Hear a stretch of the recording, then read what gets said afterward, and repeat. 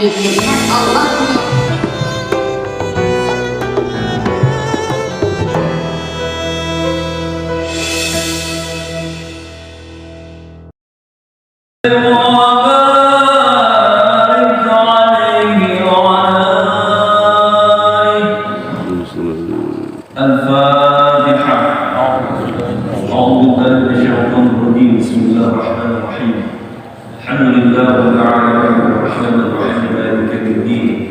إياك نعبد وإياك نستعين اهدنا الصراط المستقيم صراط الذين أنعمت عليهم غير المغضوب عليهم ولا الضالين.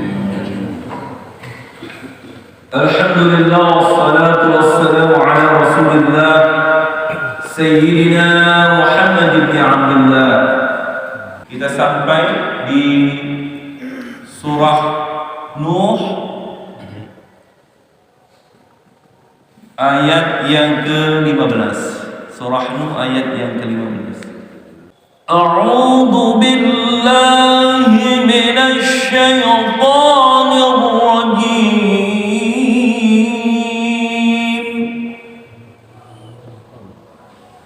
Bismillahirrahmanirrahim.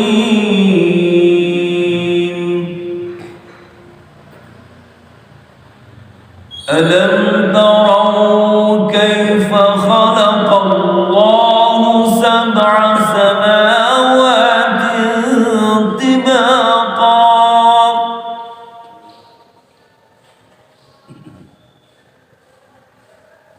وجعل القمر فيهن نورا وجعل الشمس سراجا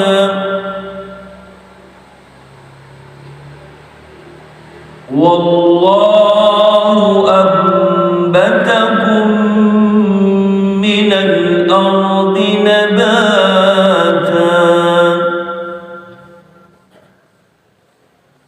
ثم يعيدكم فيها ويخرجكم إخراجا والله جعل لكم الأرض بساطا. صدق الله العظيم.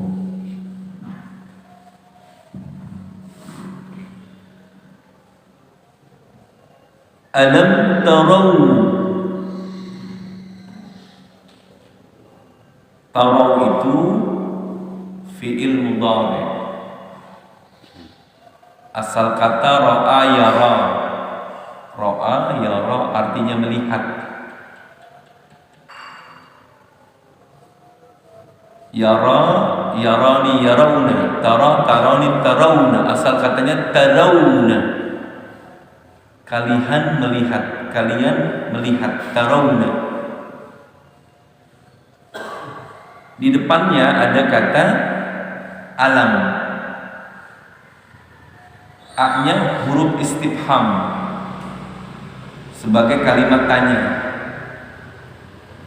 Lamnya bermakna belum atau tidak. Jadi kalau ada pertanyaan alam, apakah tidak? Gitu. Kalau bahasa singkatnya tidakkah? Gitu kan? Jadi alam bisa kita artikan tidakkah? Karena ada kata alam, ada huruf lam di depannya itu, maka nunnya dihilangkan. Asalnya tarawna, jadi karena ada alam jadi tarawun. Lam tarawun.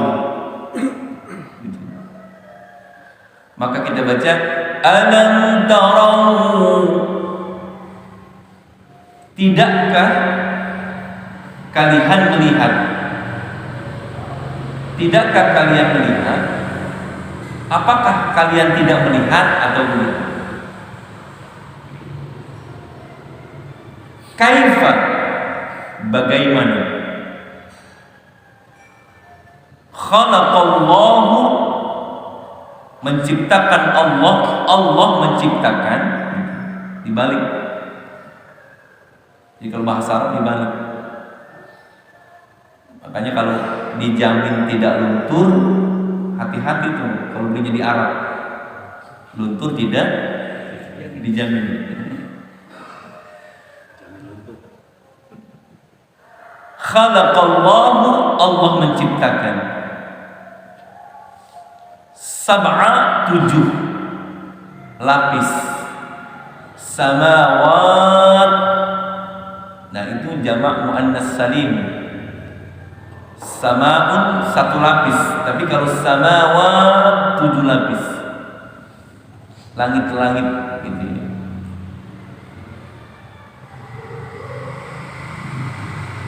Tibaqan, tibak itu artinya tingkatan. Kalau bangunan itu ada tingkatan gitu. Lantai 1, lantai 2, lantai 3, tibakan. Tabaqul awal, lantai pertama, tabaq tsani, lantai kedua gitu ya. Dan sekarang kita artikan. Apakah kalian tidak memperhatikan bagaimana Allah Subhanahu wa ta'ala menciptakan langit itu, 7 lapis langit itu, 7 langit itu berlapis-lapis gitu. Begitu artinya. Apakah kalian tidak memperhatikan bagaimana Allah telah menciptakan 7 langit berlapis-lapis? Itu maknanya seperti itu. Hadirin yang dirahmati Allah, kalimat pertanyaan ini bukan untuk dijawab, tapi untuk ditadabburkan, untuk direnungi. Ini yang disebut dengan istifham inkari, pertanyaan yang bukan dijawab, bukan untuk dijawab, tapi untuk direnungkan, difikirkan. Allah Subhanahu wa ta'ala menyodorkan pertanyaan ini kepada seluruh manusia, kepada kita kaum muslimin yang menjadikan Al-Quran sebagai pedoman hidupnya. Wahai seluruh kaum muslimin, kaum mukminin, dan seluruh manusia, apakah kalian tidak memperhatikan bagaimana Allah Subhanahu wa ta'ala telah menciptakan langit ini dengan 7 lapis? Tujuannya apa? Agar kita meyakini dengan seyakin-yakinnya akan kekuasaan dan kebesarannya Allah Subhanahu wa ta'ala. Begitu kuasanya Allah, begitu hebatnya ilmu Allah. Allah Subhanahu wa ta'ala mampu menciptakan langit dengan 7 lapis. Ini bukti akan keagungan dan kebesaran Allah Subhanahu wa ta'ala sebagai penciptanya. Coba kalian renungi itu. Coba kalian pikirkan itu.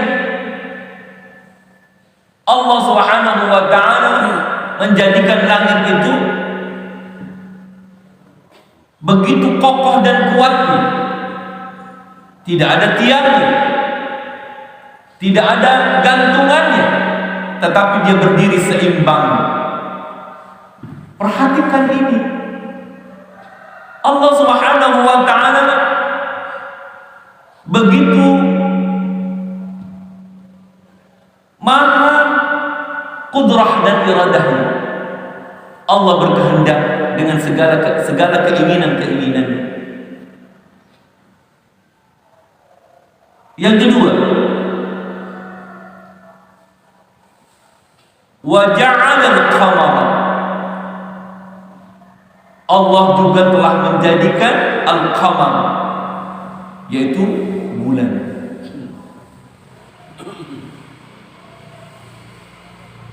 Fihinna, di dalamnya,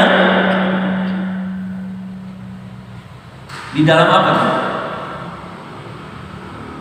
Di dalam bulan. Fihinna bisa diartikan padanya atau di sana. Di mana? Di bulan itu, kata Allah. Allah yang telah menjadikan bulan, dan di bulan itulah nuron, terdapat cahaya. Jadi cahayanya bulan itu luar biasa. Allah Subhanahu wa ta'ala menjadikan cahaya bulan itu katanya kan dari efek sinar matahari. Kalau menurut ilmu apa tuh, saya kurang. Allah Subhanahu wa ta'ala menunjukkan kekuasaannya. Salah satu ciptaan Allah yang besar setelah langit, Allah.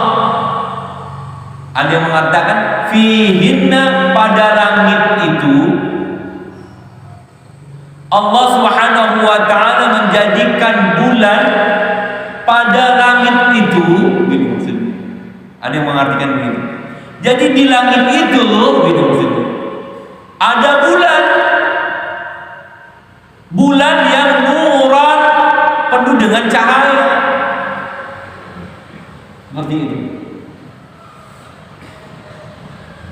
Makanya ada syair dalam maulid itu, anta syamsun anta badarun anta nurun fawqa nuri anta isirun wa ghali anta misbahus suduri ya nabi salam alaika ya rasul salam alaika ya habib salam alaika salawatullah.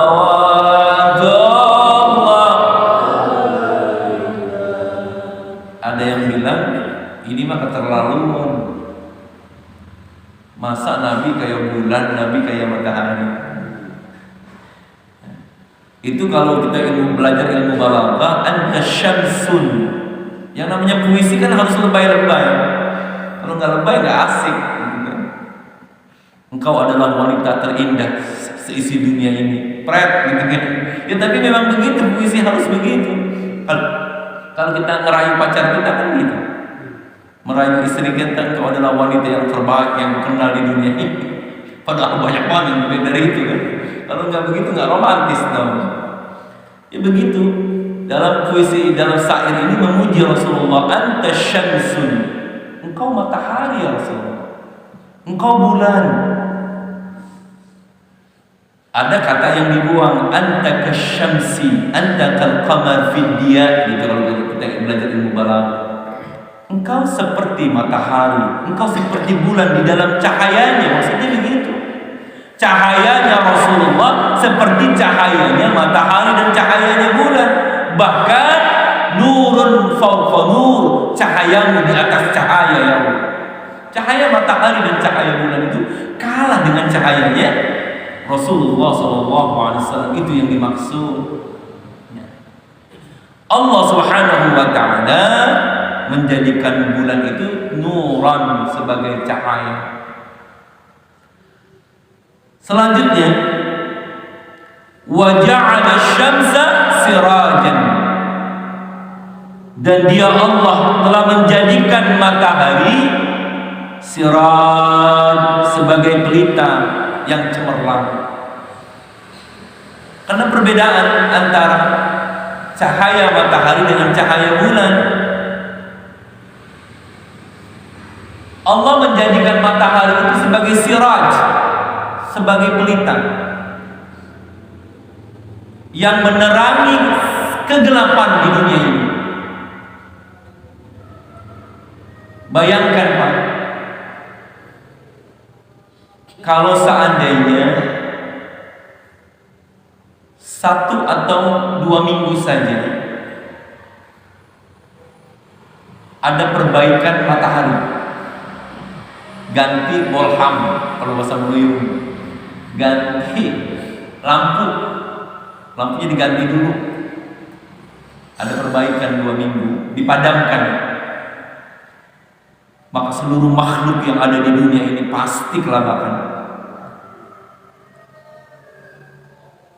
Barangkali nggak usah seminggu 2 minggu, 2 jam saja Allah padamkan cahaya matahari ini, maka berhentilah kehidupan. Ini yang dimaksud sirajan. Maka disamakan Rasulullah itu sirajan munira, sebagai pelita yang menerangi kehidupan.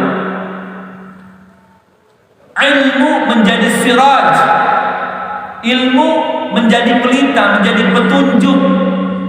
Para ulama menjadi siraj, menjadi petunjuk. Kalau seandainya kagak ada ilmu, kalau seandainya tidak ada ulama yang mengajarkan tentang ilmu, maka tidak ada kehidupan. Allah Subhanahu wa taala menjadikan matahari itu sebagai sirajan yang cahayanya itu cemerlang.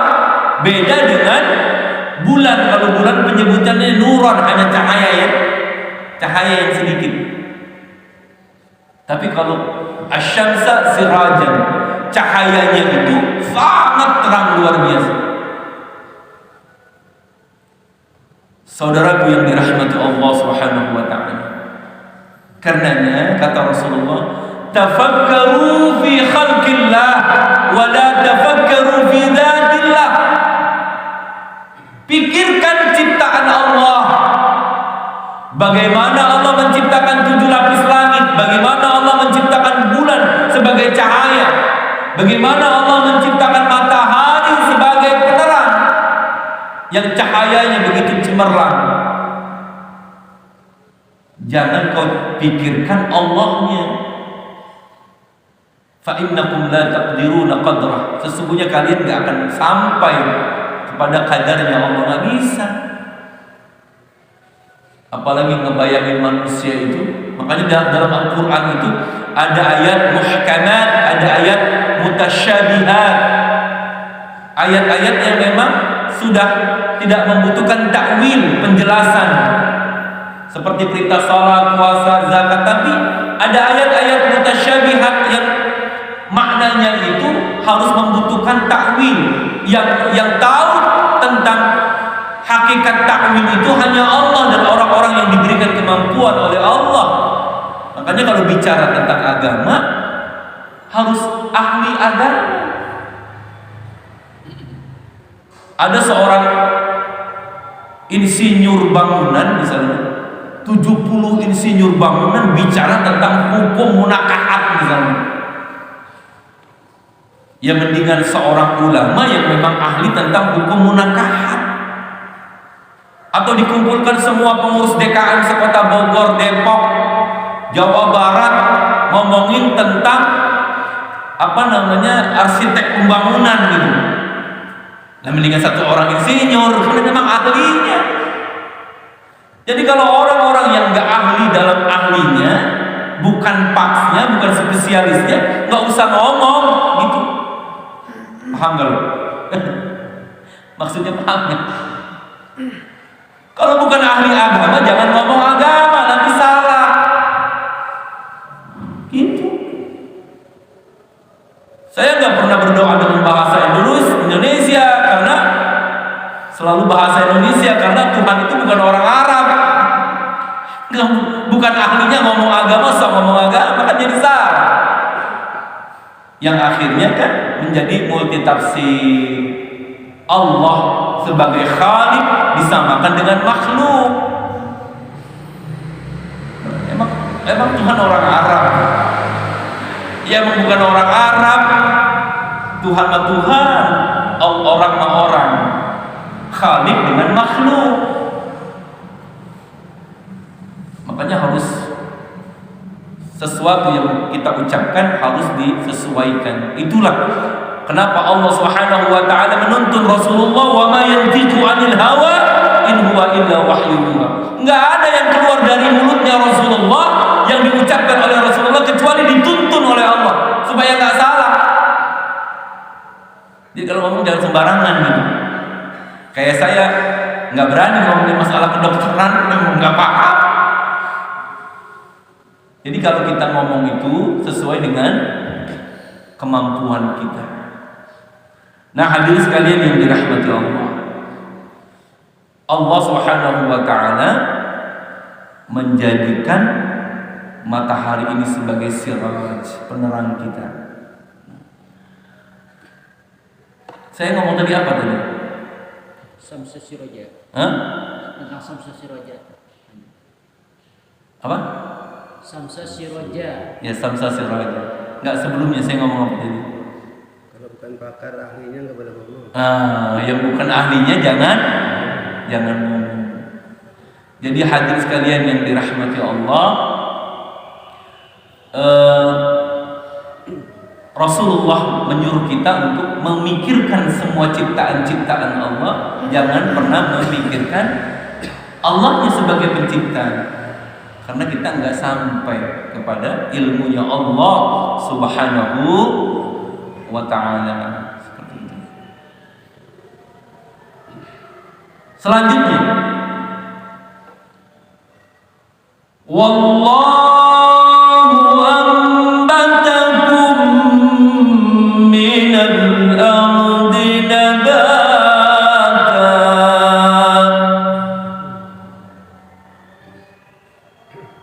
Dan dia Allah ambatakum,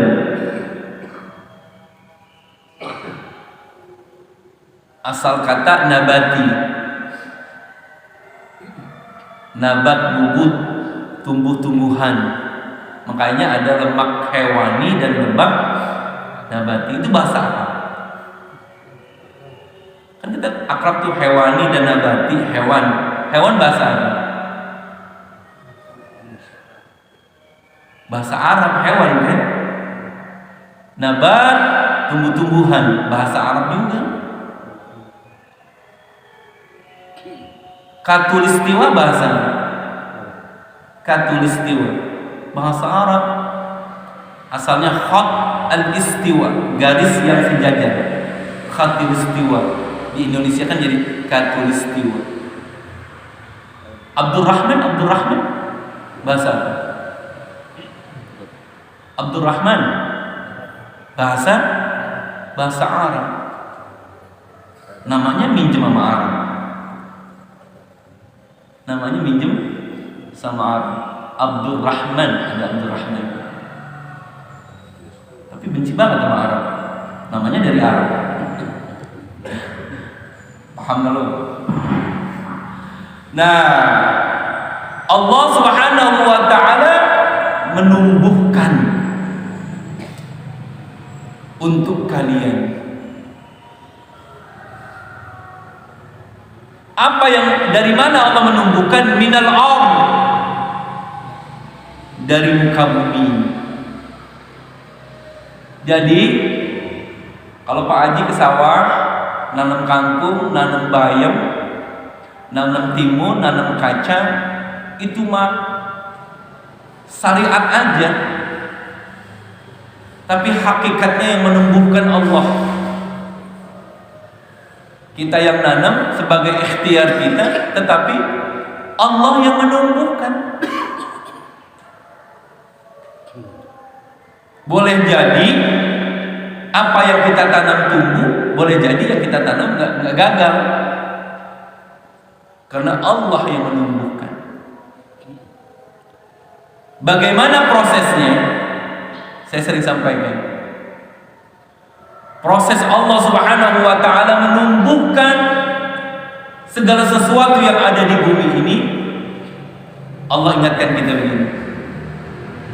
Falyanzuril insanu ila ta'amih anna sababna al-ma'a sabba thumma shaqaqna al-arda shaqqa fa'anbatna fiha habban wa 'inaban wa ghadba wa zaytunan wa nakhla wa hadaiqa ghulba wa fakihatan wa abba mata'an lakum wa li'an'amikum.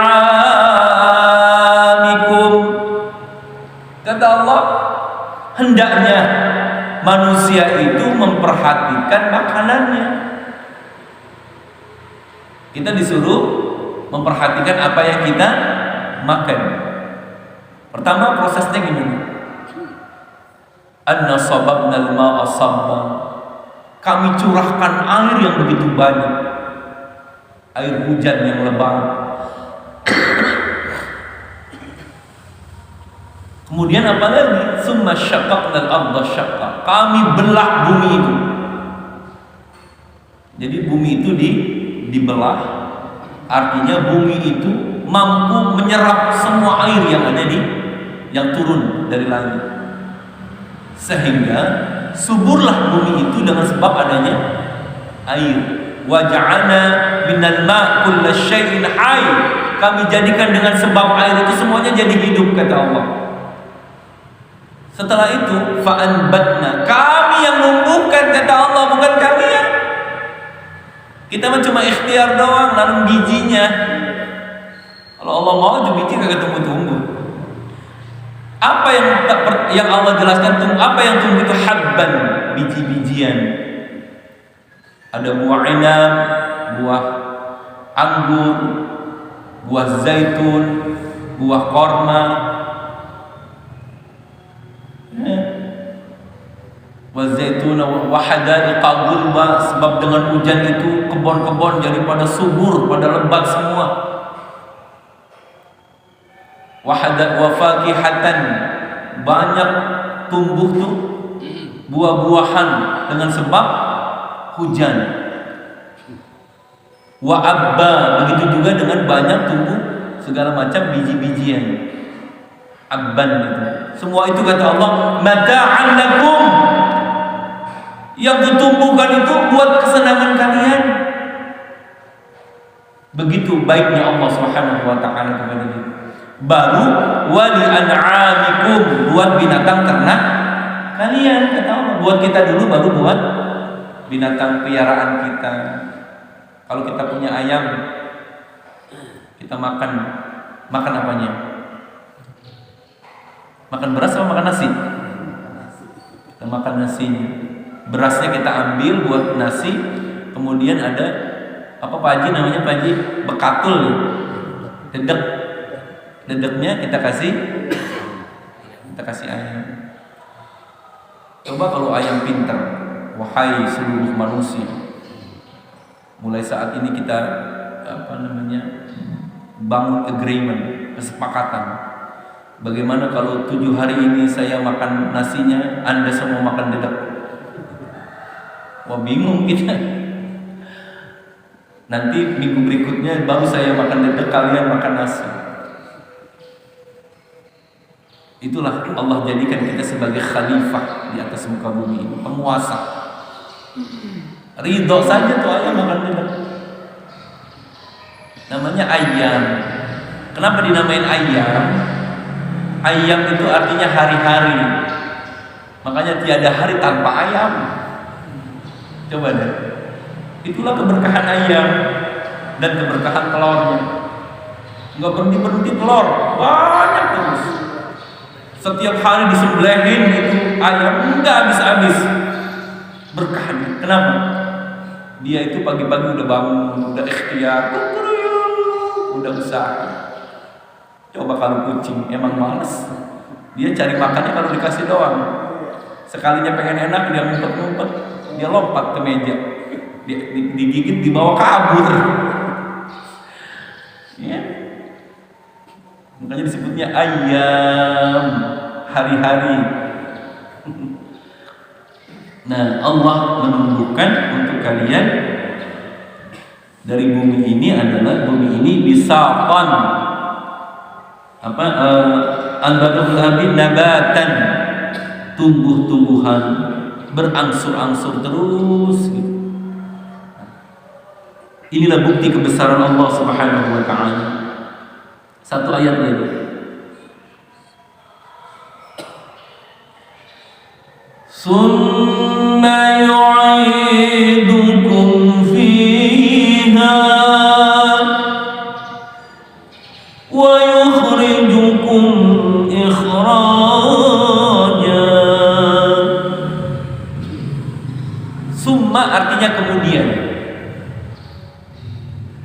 Ada yu'idu, mengembalikan kalian. Siapa yang mengembalikan? Dialah Allah. Kemudian dialah Allah yang akan mengembalikanmu fiha, ke dalam tanah.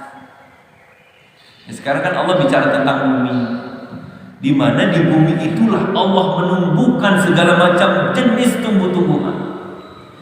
Tetapi ada fungsi lain, bahwa bumi itu adalah tempat kembalinya kita.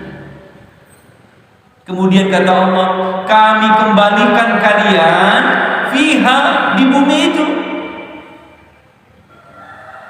Allah menciptakan manusia dari tanah dan dikembalikan lagi ke tanah. Setelah itu apa lagi? Wa yukhrijukum ikhraja, dan dialah Allah yang akan mengeluarkan kalian juga dari mana? Dari tanah tadi. Ikhrajan, dengan sekeluar-luarnya, maksudnya dengan pastilah satu saat Allah Subhanahu wa taala mengembalikan kita dari tanah, Allah masukkan lagi kita ke tanah, dan pada akhirnya Allah akan keluarkan kita lagi dari tanah itu. Kapan? Yaumul Ba'ts, hari di mana semua manusia dibangkitkan oleh Allah Subhanahu wa taala. Kal ihnil manfus, manusia itu keluar dari kuburnya itu kayak laron, kayak raron. Pernah lihat raron kan? Pas keluar dari tanah, semua manusia itu akan keluar dari bumi itu ketika nanti dibangkitkan oleh Allah Subhanahu wa taala dari kuburnya. Ketika itu mereka pada kebingungan. Mereka bertanya, "Ya wailana man ba'atsana min marqadina." Celaka, siapa sih yang ngebangunin saya dari kubur saya, dari tempat tidur saya? Hada ma wa'ada ar-Rahman. Inilah yang dijanjikan Allah Subhanahu wa taala. Wa sadaqal mursalun. Maha benar para rasul-rasul yang memberikan kabar bahwa nanti semua manusia yang dikembalikan ke bumi akan dikeluarkan lagi oleh Allah dari dasar bumi itu. Ini yang membuat kita yakin dengan seyakin-yakinnya bahwa kematian itu pasti, dan kita kembali lagi jasad kita ke bumi karena asalnya dari bumi, dan roh kita disimpan oleh Allah di Lauhil Mahfuz.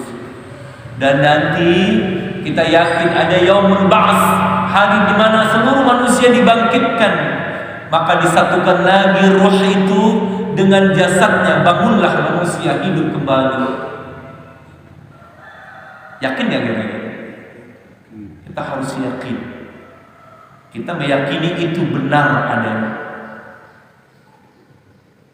Untuk apa manusia Allah membangkitkan, menghidupkan kembali manusia yang ada dalam kuburnya?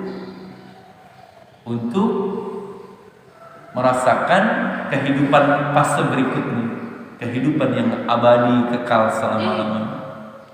Hadirin sekalian yang dirahmati Allah, jadi sebenarnya ayat ini memberikan pembelajaran agar kaumnya Nabi Nuh itu mau berpikir, kenapa kalian tidak mau beriman kepada Allah? Kenapa kalian tidak mau mengikuti petunjuk-petunjukku yang memang petunjuk ini datangnya dari Allah? Apakah kalian tidak memperhatikan bagaimana Allah menciptakan kalian? Bagaimana Allah Subhanahu wa taala menjadikan bulan yang bercahaya? Apakah kalian wahai kaumku tidak memperhatikan bagaimana Allah menciptakan matahari sebagai penerang di bumi ini? Wahai umatku, wahai kaumku, apakah kamu tidak memperhatikan bagaimana Allah menumbuhkan segala macam tumbuh-tumbuhan di bumi ini? Wahai kaumku, ingatlah bahwa kalian gak akan hidup selama-lamanya, bahwa kalian akan mengembalikan kalian lagi ke tanah, dan Allah akan mengeluarkan kalian kembali dari tanah itu. Ini sebetulnya nasihat Nabi Nuh kepada kaumnya, dan ini pun berlaku nasihat ini kepada kita. Mudah-mudahan ada manfaatnya. Nanti kita lanjutkan. Wallahu ja'ala lakumul arda bisaqa, ayat yang ke-19. Semoga obrolan kita pagi hari ini insyaallah menambah berkah, bertambah cinta kita, keyakinan kita akan kebesaran Allah Subhanahu wa ta'ala. In uridu ila al-islah mastata'tu tawakkaltu 'ala Allah wa ilayhi unib. Subhanakallahumma wa bihamdika asyhadu an la ilaha illa anta astaghfiruka wa atubu ilaik. Wa sallallahu ala sayyidina Muhammadin wa ala alihi wa sahbihi wa sallam. Walhamdulillahi rabbil alamin. Wallahu muwaffiq ila aqwamit thariq. Hadanallahu wa iyyakum ajma'in. Wassalamu alaikum warahmatullahi wabarakatuh. Sallallahu